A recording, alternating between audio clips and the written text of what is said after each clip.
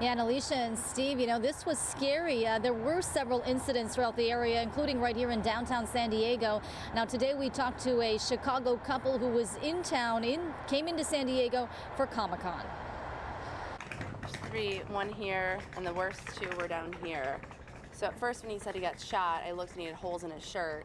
And then I pulled up here and they were bleeding pretty bad. Donovan Klein and his girlfriend Christina were out celebrating their anniversary. They were walking home from dinner late last night near Pacific Highway and E Street when they say someone in a white Chrysler 300 shot at Klein with a BB gun. Just walked by this car nonchalantly. My girlfriend was paying attention to it more than I was, and after we walked by it within 10 feet, I just hear this pop, pop, pop, and I was just like, what the? And Christina looked at me, she's like, what happened? I'm like, I think I just got shot. Fortunately, Klein wasn't seriously hurt. As police were taking their statement, officers got a call of another incident nearby.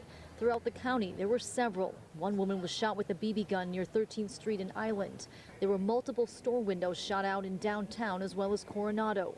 Also, drivers woke up today and found their car windows had been shot out. And I was just shaking my head and I was just astonished. This Paradise Hills resident says at least 7 other cars in his neighborhood were hit. He says one of his neighbor's surveillance cameras captured an image of what they believe is the suspect's vehicle, a white sedan. He said that there was a vehicle, which was like a white vehicle, but not easy to make out a license plate in the rear and no license plate in the front. Meanwhile, back downtown. And what was really odd to me is they didn't speed off. They were driving just as if nothing happened. These people have to be caught.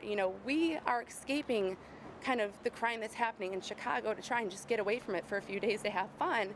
And we can't even have that happen now.